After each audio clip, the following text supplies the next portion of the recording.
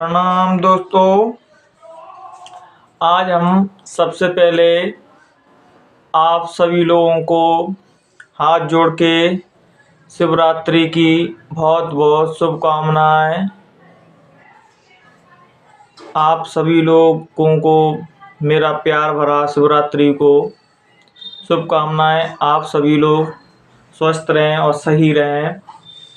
तो आज भगवान शंकर का दिन है, शिव जी का दिन है। तो आज हम आपको एक शिव जी की ही कहानी बताने जा रहे हैं, जो हमें जीवन में हमें प्रतिदिन भगवान का स्मरण क्यों करना चाहिए, इससे हमारे जीवन में क्या लाभ होगा, हमें क्या फ़ायदा होगा, हमारा जीवन कैसे परिवर्तित होगा। तो चलिए दोस्तों, हम आपको उस कहानी के बारे में बताते हैं। दोस्तों, एक गांव में दो शिव भक्त रहते थे और वो दोनों ही रोज परमात्मा के शंकर भगवान के यहाँ पर दोनों नदी पार करके पूजा करने जाते थे। तो एक तो विधि विधान से पूजा करता था, बेलपत्र वगैरह सब चढ़ाता था, और एक व्यक्ति रोज भगवान शंकर के मंदिर में पत्थर रख के भग आता था। प्रतिदिन वो दोनों यही करते थे।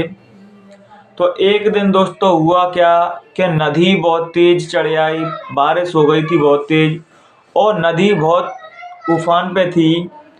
तो जो व्यक्ति बेलपत्र वगैरह चढ़ाता था, दूध वगैरह चढ़ाता था, वो आलस कर गया। वो कह रहा आज नदी इतनी चढ़ी है तो मैं क्या करूँगा जाके।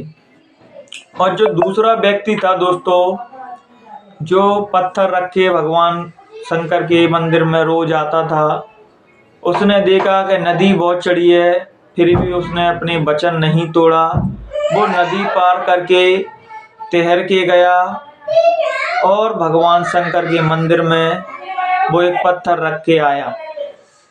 तो दोस्तों हुआ क्या, भगवान शंकर प्रकट हो गए और उससे पूछा कि आपको जीवन में क्या चाहिए। तो उसने कहा, एक भगवान शंकर, मुझे अपने जीवन में कुछ नहीं चाहिए, मैं तो यूं ही आ गया था यहाँ पर, लेकिन आप इतने प्रसन्न हुए, आप जो दे दो मैं वही ले लूँगा। तो उसका जो भोलापन देख के भगवान शंकर बहुत प्रसन्न हुए और उसको जीवन में वरदान दिया कि तू यहाँ इस धरती लोक में रहेगा तब भी सुखी रहेगा, और जब शरीर छोड़ के आएगा तो मेरे ही धाम में आएगा। तो दोस्तों, कहानी सुनाने का उद्देश्य, हम कोई भी चीज़ को नियमित रूप से करेंगे, परमात्मा का स्मरण रोज करेंगे दोस्तों, तो हमसे परमात्मा दूर नहीं, वो एक न एक दिन हमको जरूर मिलेंगे। जिस प्रकार हम कहते हैं कि परमात्मा का डेली भजन करने से क्या फ़ायदा है। जैसे आप लोग खाना खाते हो तब तो नहीं कहते ये बात कि हम खाना डेली खाएं या नहीं खाएं। जब हमें कोई अच्छे काम करने हो, अच्छे कर्म करने हो, सही दिशा में चलना हो, तो हम तरह तरह के प्रश्न खड़े कर देते हैं, तरह तरह के बहाने लगाने लगते हैं। तो कहानी सुनाने का दोस्तों उद्देश्य यही था। उसने नियमित रूप से भगवान शंकर के मंदिर में पत्थर रखने गया तो उसका जीवन परिवर्तित हुआ और उसको भगवान के दर्शन हुए। इसी प्रकार हम नियमित रूप से उसका भजन करेंगे, उस मालिक का, उस परमपिता परमात्मा का, तो एक दिन वो हमसे जरूर मिलने आएंगे। दोस्तों देखो, तरासे तो जाएंगी, परीक्षा तो होती ही है दोस्तों, मुसीबतें तो आती ही हैं। चाहे आप संसार का काम करो या भक्ति मार्ग पे चलो या संसारी कोई भी काम करो, आपको बगैर समस्या तो कुछ नहीं होगा।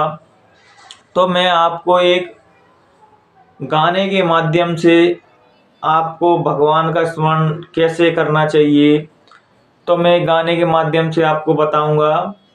तो गाने की बोल यूं कहते हैं, खाली दिल नहीं जाने भी है मंगदा, खाली दिल नहीं जाने भी है मंगदा है, इश्क की गली बेचे कोई कोई लंघदा इश्क दी गले बिच कोई कोई लंघदा।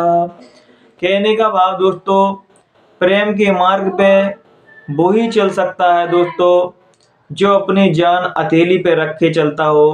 चाहे वो परमपिता परमात्मा का प्रेम हो दोस्तों या संसार का प्रेम हो, अंतर बस यही रहता है कि संसारी प्रेम में थोड़ी देर के लिए तो जीव सुखी हो जाता है और जीवन भर उसको दुख भोगना होता है।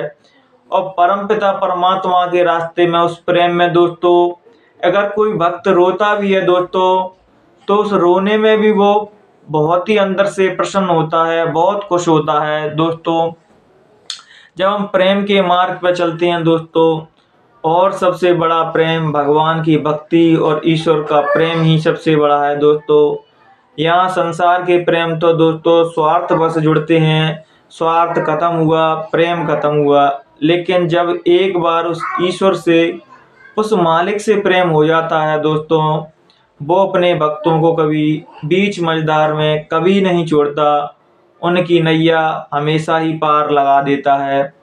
तो इसीलिए मैंने आपको कहा था कि जब हम प्रेम के मार्ग पर चलेंगे दोस्तों, तो हमें अपनी जान हथेली पे रख के चलनी पड़ेगी। जब हम जान का मतलब ये नहीं कि प्राण ही निकाल लेना, हमारा जो ईगो, हमारा जो मैं का भाव रहता है कि मैं ये कर रहा हूँ, मैं वो कर रहा हूँ, तभी हम ईश्वर से दूर हो जाते हैं। किसी व्यक्ति ने मुझसे पूछा, मेरे सब मित्र वगैरह मुझसे बाबा जी कहते हैं, तो वो कहते हैं कि बाबा जी हमको कम शब्दों में धर्म का मतलब बताइए। तो मैंने उनसे ये कहा, वो मुझसे पूछते थे कि धर्म करने से, भजन करने से हमें क्या फ़ायदा मिलेगा, और हमें कम शब्दों में बताइए, क्योंकि हमारे पास इतना समय नहीं है। आज की लाइफ इतनी बिजी हो गई है कि किसी के पास भी समय नहीं है। तो मैंने उनसे कुछ कम शब्दों में ये कह दिया कि आप अगर संसार के काम में बिद गए तो आप निकल नहीं पाएंगे कोई समस्या से, और आप उन्हीं समस्या में मर जाओगे।